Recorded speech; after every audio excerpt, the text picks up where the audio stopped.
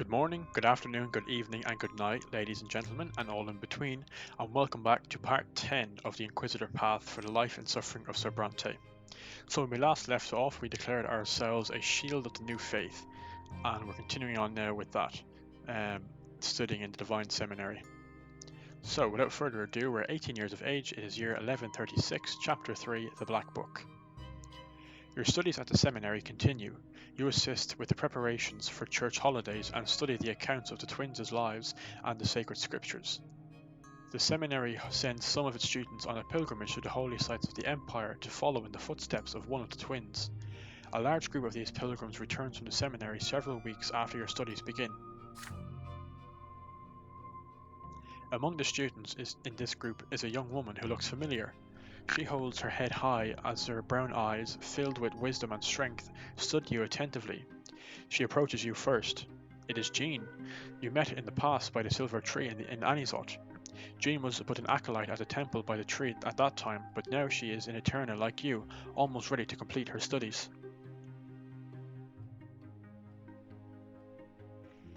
Quick sip of tea. I remember you. I'm glad you are here, so you found your way to the priestly lot after all. It's nice to see a familiar face from your former life. You start spending more time with Jeanne, praying and reading the sacred scriptures together. Most of the time you discuss theology, but the more you learn about each other, the more you start discussing your lives before the seminary. You tell her how Mother prepared you to serve the twins ever since you were a child, from daily prayers to following your lot in everything. As for me, I don't know who my parents are. I grew up in the orphanage by the temple. Studying at the seminary has been my goal since as long as I can remember. The priests were kind to me, and now it is my sacred duty to serve the twins. With the first term exams now behind you, you are allowed to visit the antiquarium, a special storage chamber for sacred relics and artifacts that harken back to the history of the faith. You invite Jeanne to go there with you. The inside of the antiquarium is quiet. The items you see beyond the glass panes and on the shelves are nothing short of amazing. One thick, ragged tome is an original work inked by Entails. You see old images of the twins' likenesses, faded with time. You behold the lash used in the very first sacraments for the low-born lot. The relics made of silver, the twins' blessed metal, are kept in a secret chamber. You take some time poring over these handcrafted sacred symbols. The shelves on the opposite wall are covered with silver collars, large and small. They are so elegant. The things we make are much simpler nowadays, always cast from silver, not forged by hand. Look, those old collars even have names stamped into the silver. Another wall is covered with thin silver slabs, prayers to the twins etched into the metal.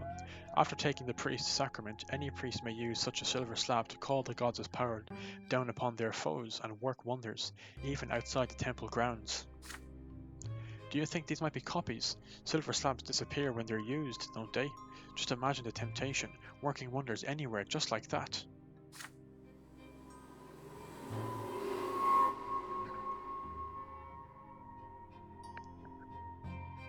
There is one more chamber at the farthest end of the antiquarium, with only one relic within. The whole room here is guarded. Your voices trail off when Jeanne and you feel the eyes of the chamber guard upon you. He bears a scroll with his silver seal on his cassock. An Inquisitor. What the Inquisitor is guarding is a black book. Its page is blackened, seemingly by fire. The book lies inside a spacious cage, forged of time-faded silver. You are not allowed to approach it, the Inquisitor says. What is it? You ask. The Inquisitor sighs and glances at the silver cage with worry and scorn. This is the most dangerous and vile of all the relics in the land, he says. It is a monument to the Dark Ages, when Archnians used to fight one another for power, a time when one of the great Archnian dynasties defied the twins' chosen tempests. The Archnian who owned this book was Char Malanindas. Driven by helpless rage, he scorched the land of Magla and ravaged the Imperial army with a terrible curse. But the twins' power stripped him of his dark sorcery, and the Holy Order brought him down. The book within this cage contains his sinister spells. What the Inquisitor says seems unbelievable. The books you have read say that all of Melanindas's relics were destroyed. He explains, however. Apparently the book was utterly impossible to immolate. Even with the gods' divine aid, the countless raging pyres it was subjected to could only blacken the pages with ash, but not destroy them. The dark magic remained within the book, preserving its blasphemous sorcery. But the book alone was not enough. The rebellious duke turned his very land into a weapon. By destroying it, the Holy Order, the Sword of the Twins, surrounded Melanindas's forces along with the Imperial Army. Their victories were numerous, for true faith guided them towards the city of Anizot. With no other way to prolong the war and nourish his magical powers, the rebellious duke squeezed all life from the land of Magla and transformed it into dark sorcery. And so the province of Magla, ruled by Char Melanindas, became an infertile desert during that war. The people of Melanindas began dying from sickness and famine, and many fled to the neighbouring lands. Yet this evil act did little to stop the twins as true believers. By the power of the priests, the gods took away the dark magic of Char Melanindas and dispelled the accursed sorcery that he had wrought. The Holy Order dealt swiftly with the remnants of Melanindas's army, while the Inquisition captured all the mages and witches hiding in Anizot. Char Melanindas himself was executed as an oathbreaker, possessed by heresy, who had destroyed the fertile lands of Magla and starved thousands of his subjects to death. Be wary of magic, for magic is an ungodly power that distorts and plagues all it touches, and it must be eradicated, the Inquisitor concludes. These words seem to affect Jeanne deeply. She turns pale and walks out of the room containing the encaged book.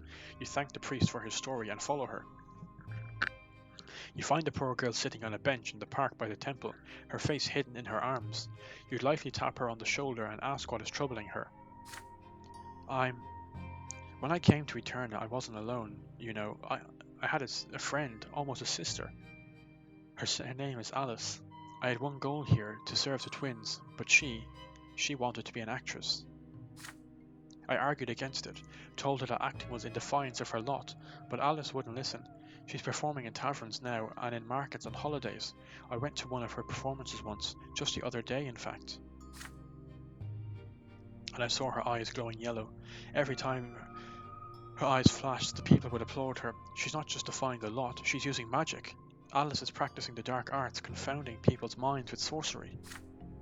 I was far enough away, her spell didn't reach me. I want to, but I can't tell the Inquisition about her. Alice is my only real friend in the world, and she's a witch. I don't know what to do.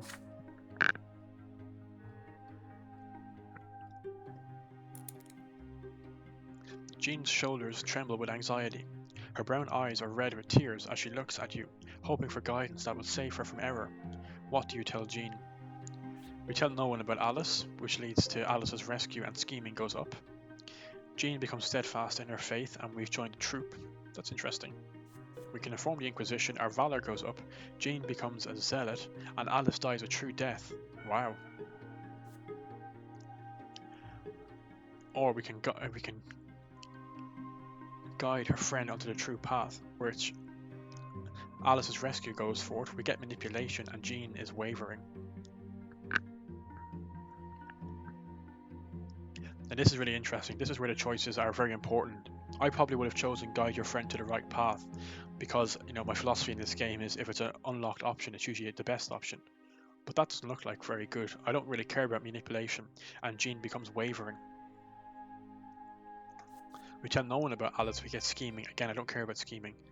And Alice joins a troop. Or we inform the Inquisition and we get valor. Again, I don't care about valor, but Jeanne becomes zealous. And Alice dies a true death. You can convince Jeanne to give counsel to her friend and guide her to the right path. Jeanne is not a priestess yet, but this is her sacred duty nonetheless. But this makes her waver. That doesn't seem like a good option.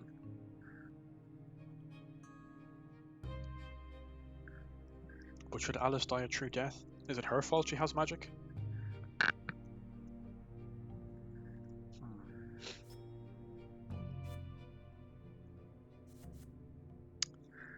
This is a tough one. I mean, this one seems interesting as well. Because Alice rescue, we get that. Jeanne becomes steadfast in her faith and Alice joins a troop. But do I really want that to happen, have her with magic? If she's controlling people, that's not good. let me just see this Alice's rescue.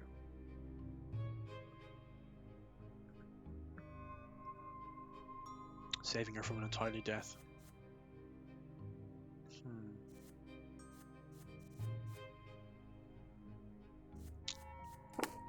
I think we have to inform the Inquisition. Or do we? Oh, I don't know. I mean, I want to have the event of Alice's rescue. You know, this seems like a really good option. You know, Jeanne becomes steadfast in her faith and Alice joins a troop, but again, she's using her magic against people.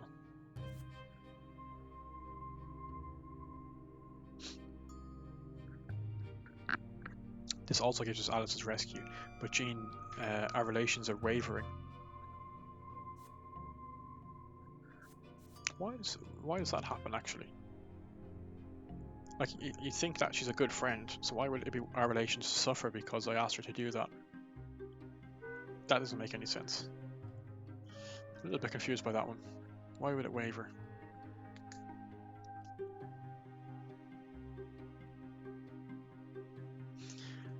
Or we inform the Inquisition, give Alice her true death, and let Jeanne be zealous. It's interesting, I haven't seen what the new faith, how they care about magic. I imagine it might be quite the same. This seems the best one because we don't block ourselves off from Alice's rescue. I would have thought Jeanne will be wavering here because Alice will die, and then our relationship takes a strain. I'm leaning towards this one. Our relations suffer, but Alice is still alive.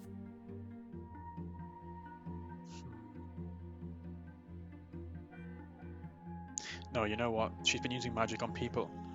I don't think that's fair. Is that worth true death though? God, this is more difficult than I thought.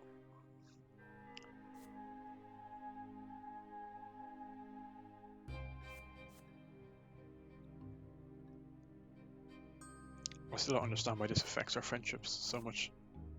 I mean, this seems like a nice one. Jeanne has become steadfast in faith, which is great. Alice joins a troop, which seems nice. And Alice's rescue happens. Guide a friend to the right path. I mean, if it didn't have consequences on, I would have chosen this one.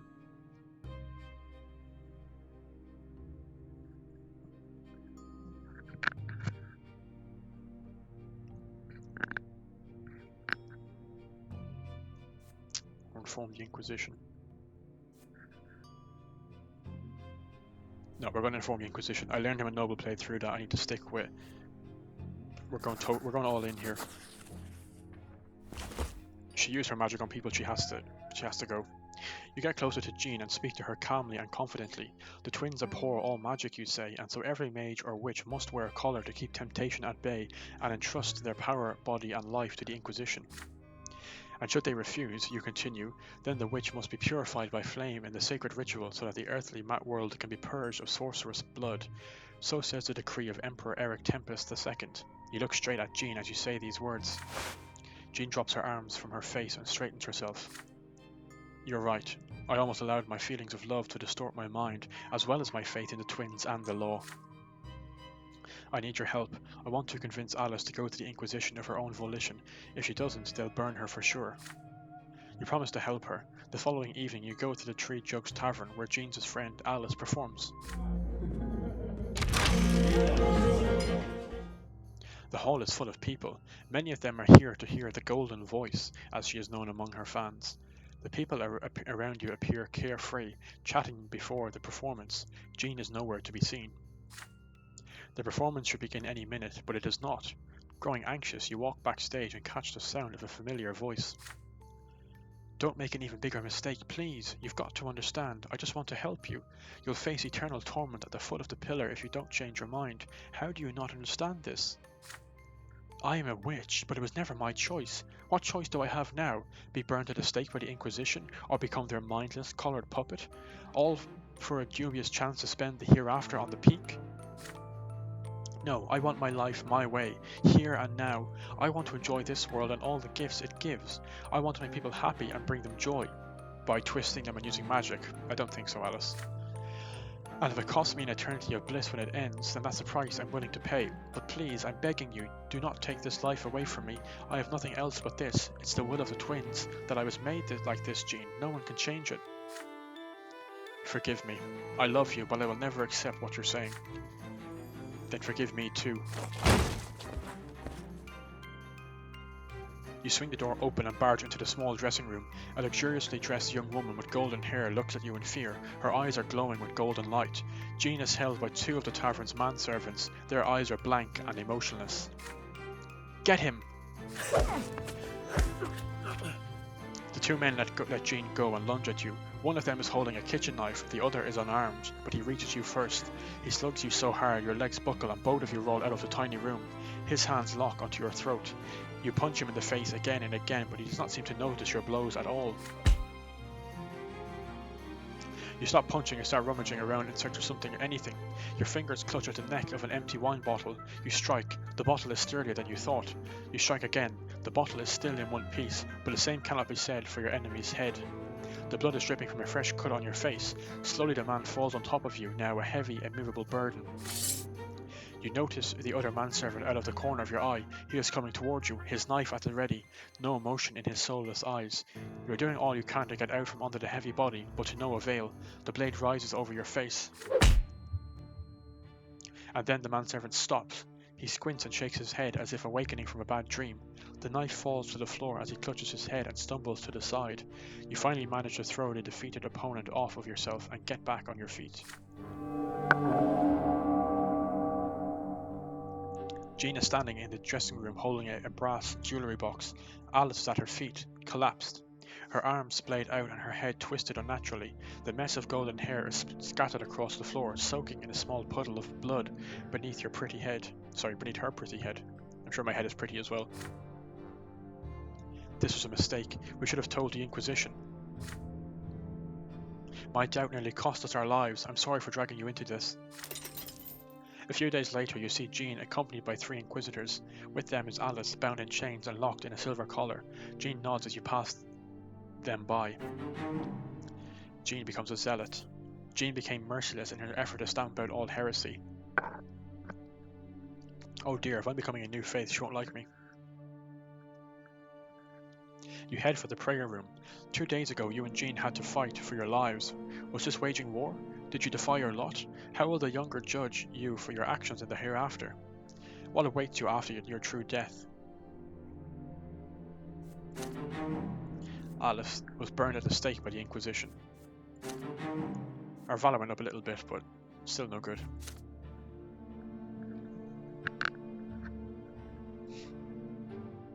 But I'm liking how this chapter is going. I know that the clergy gets exposed to more and more magic in this playthrough. The capital is preparing for a celebration. The coming of age of Jeanne Tempest, heir to the throne. Ribbons and flags flutter in the wind. The streets are scrubbed clean and the scent of flowers fills the air. You too set some time aside to join the celebration. It is not often that you can see the ruling family of the Empire firsthand. Celebration day comes and Eterna is abuzz. A festive procession starts on the streets. Students from the college and cadets from the military academy march in front, lined up in columns, and other citizens follow suit. You join the parade around the tail of the procession. Before long, it reaches the square in front of the Emperor's palace. The ruling dynasty of the Tempests observes the parade from the palace balcony. They are joined by the Empire's highest dignitaries and province overseers. For the first time in your life, you see Emperor Uther II with your own eyes, there, high up above. The columns of college students and academy cadets come to a halt at the balcony and salute the Emperor with their mottos. The Emperor raises his hand in a gesture of benevolent greeting. Then his voice echoes across the square. You can hear him easily, even from so far away.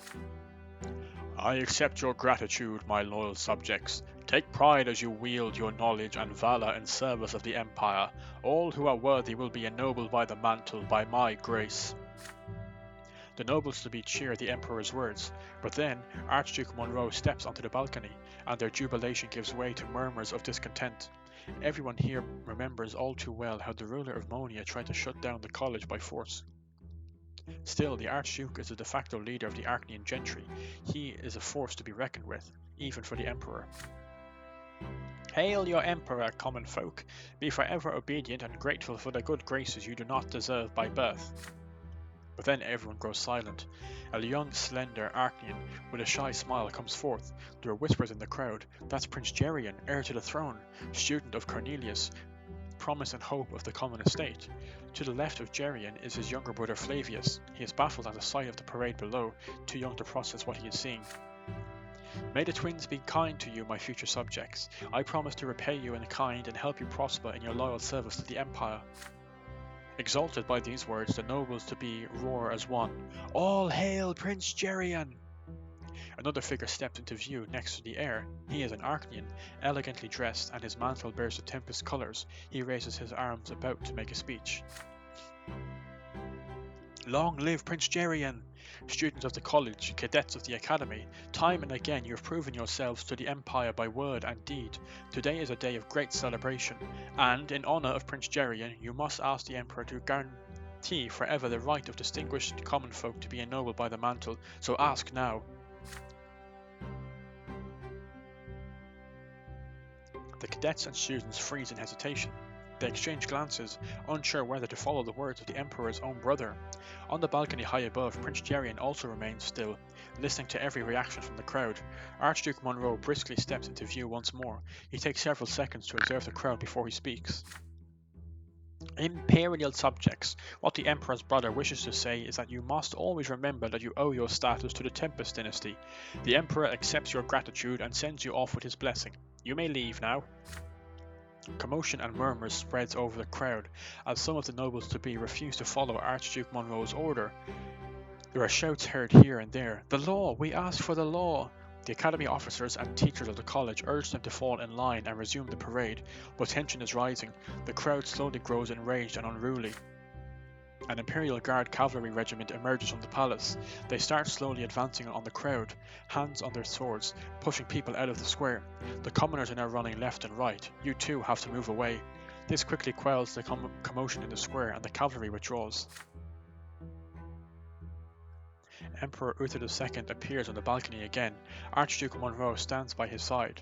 The square falls silent at the sight of the sovereign. My subjects, I can see how overjoyed you are for Prince Jeanne, but your show of reverence and gratitude was clear enough. Now obey my will, continue the parade, and sing the praises of the Tempest dynasty that has given you so much. The square obediently lines up in columns once again. The bout of defiance is in the past now, and they resume the festive parade through the streets. Glory to Emperor Uther! Glory to Prince Jeanne!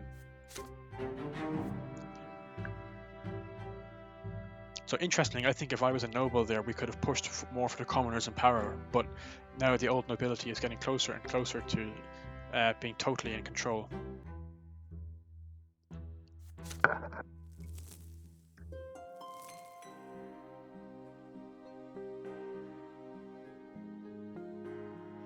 Two in a row. I've never had that before. Two of these kind of side events. Year 1136. Summer. Letters from home. There are days when you receive letters from home. Father's writing is very reserved. He mostly discusses events and work in Magla and writes very little about the family. It makes me proud that I have managed to teach Stefan how to handle our affairs at home. Your older brother behaves impeccably at the society balls and receptions that we host. He has already made several crucial acquaintances. But Gloria has a different opinion of Stefan. She thinks your older brother is taking more and more after grandfather. Stefan is a lot like grandfather. It's in his manners, his posture, his voice. He even dresses just like him. He used to be aloof around me and we barely talked in the past, but now he always blames me and tears me apart. I can't take it anymore. He walks all over me all the time and treats me like a housemaid. Mother writes to you. From her letters you learn that Nathan just barely managed to graduate from school. Well, that's really good because he didn't graduate in my noble playthrough. It makes me sad to admit that Nathan has none of the talents you have. The other day he told me he won't even try to study in the capital. He says he won't be able to pass the exams. I find solace only in the nights Nathan and I spend together reading the scriptures and walks to the church by the silver tree. He accompanies me every time. Your sister and your younger brother write about Mother too, and they say the same thing about her health. She now spends more time locked away in her chambers to brood. Gloria does her best to accompany Mother when she leaves home, and Nathan's letters mention her steps echoing in the halls in the middle of the night. There is one more thing Nathan mentions in his letters. Stefan and Gloria have been fighting very often these days. Stefan always tries to get under Gloria's skin, and she answers him in kind. Then Stefan calls her a lowly commoner and to make her shut up. You always tremble in excitement each time you see a new letter with the seal of your home province. Your fate is still bound tightly to your families, no matter the distance between you. Nice. Nice. Nice. Nobody is happy with me, it seems.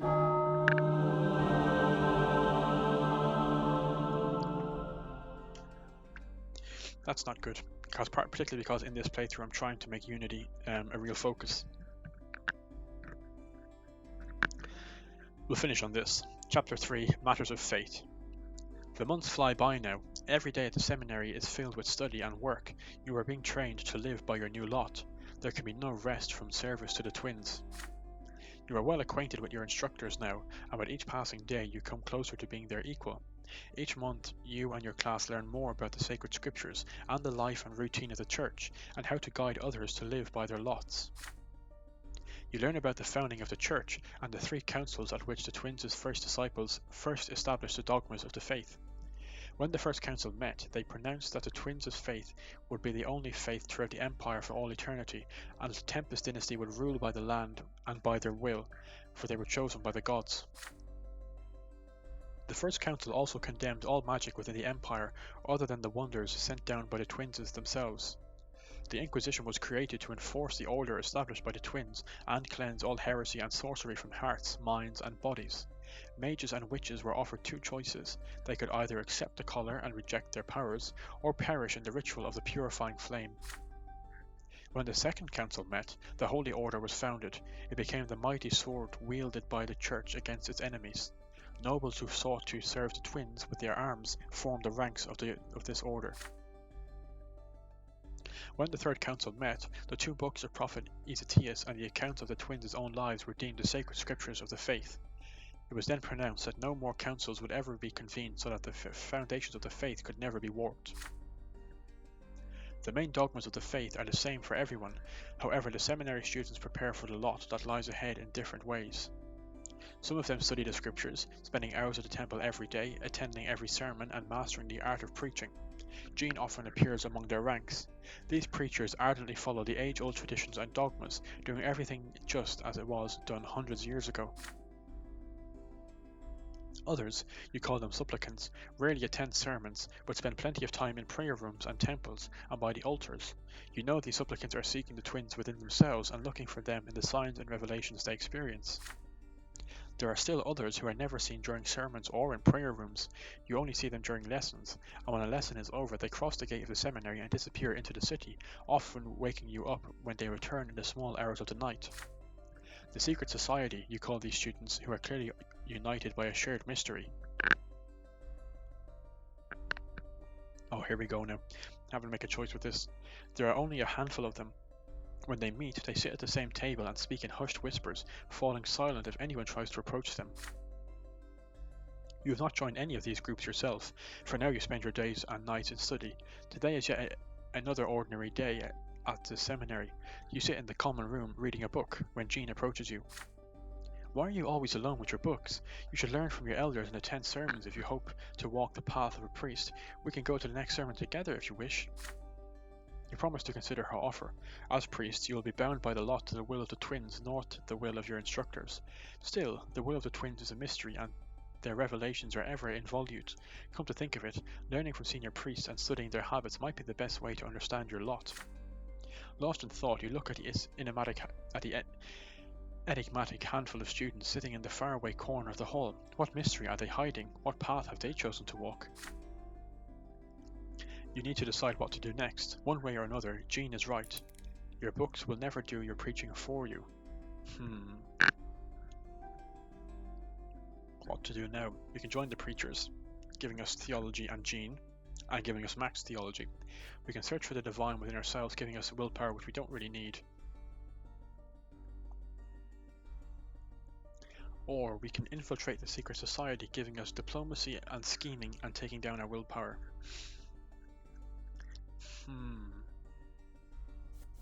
I mean, so Jeanne is our love interest, obviously, for this playthrough. I'm hoping I don't have to have her as a love interest. I'm not going to go a celibate monk route. I actually don't think we need theology at the minute. Like, we're almost max, so I don't think it's worth doing that. Just now, there'll be more opportunities to raise our theology, I think. Although in saying that, you know, if I could get to 20 now, that would finish it off, and I could just focus on getting eloquence up, which would be really good, rather than having to, you know, waste another event choosing between theology or eloquence. But I'm curious as to where this might lead. You know, it gives us diplomacy and scheming. Diplomacy is good. I think that might come in handy in the future. Scheming, probably not so much.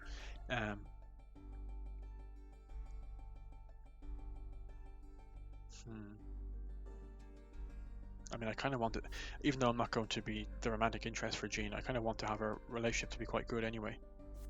You know, like that would solve two of them. And I mean, this is kind of one of those decisions in the noble path where, you know, like if I join the preachers, that's really good. I'm focusing, I'm just going straight for the perfect priest thing. You know, I'm not infiltrating the secret society. No, let's do it. Feck it. We're going to join the preachers. Theology will be maxed, and Jeanne will like us. The bell summons everyone to the evening sermon. You step inside the temple and walk toward the great hall, where you spot Jeanne among the crowd of students. The group of students nod to you. Jeanne smiles brightly when she sees you. Together with the others, you hang on the preacher's every word, repeat the scriptural passages he cites, and pray with the other students. After dinner, your group assembles in the seminary yard. Jeanne looks at you inquisitively. We're all testing ourselves, seeing if we can preach on our own. You'll never succeed if you never try. How about you try preaching to us? Let's see how you preach a sermon of blessing. You spend several minutes mentally preparing, then you begin to speak. You aren't especially nervous, but maintaining a proper cadence and intonation turns out to be quite difficult. Every word you say must serve to guide others to live by their lot. This turns out to be harder than it seems.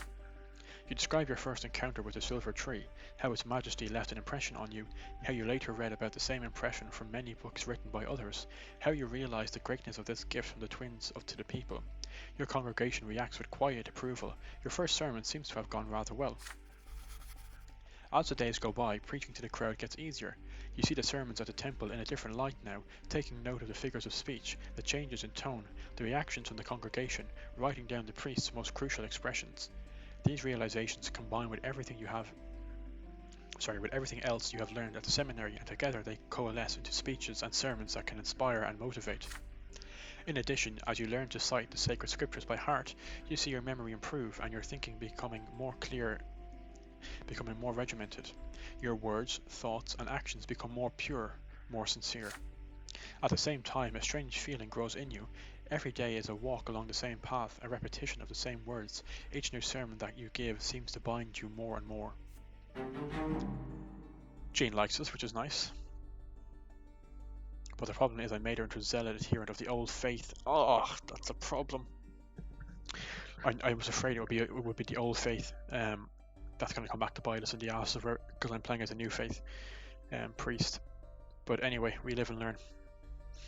In future, I might decide to let Alice go and just have her strengthen her faith. Anyway, it feels like you are always being watched now, watched closely by an intense, implacable gaze. And we have reached max theology. We are now a prophet, which is pretty fucking amazing. I thought we'd get a Steam achievement for maxing out a skill, but apparently not.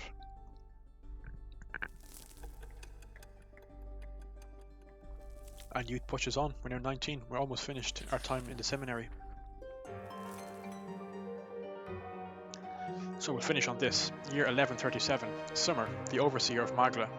Two major events take place while you are busy living your life. First, Cornelius Tempus is no longer the great chancellor of the empire. He has been ousted and sent back to his province. His replacement is the Archduke of Monia, Egerius Monroe, the same Monroe who sought to shut down the college. The most powerful lord in the realm finally convinced the empire that his brother Cornelius was giving too much freedom to the lowborn.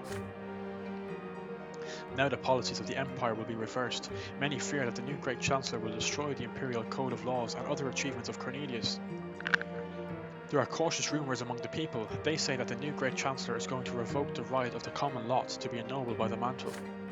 Secondly, Magdala, your homeland, now has a new overseer, Gaius Tempus, the other brother of Emperor Uther II. Usually the overseer of a province is its archduke. After all, it makes sense for the province's most powerful noble to impart the emperor's will to the locals. Yet now this age-old tradition has been broken, and to no one's surprise, Archduke Tarquinius Melanidas is absolutely furious.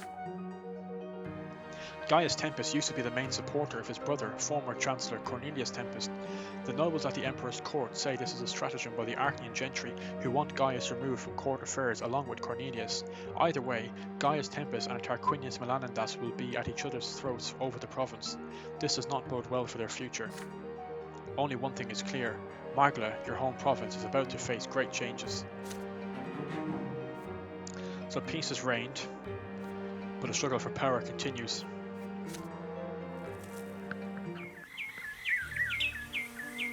So, I'm going to leave it there. I hope you enjoyed this episode. Let me know, would you have chosen any decisions differently, how you think it's all going to play out later on, and where you hope our career might lead us to. So I will see you in the next video, and take care. Have a good day.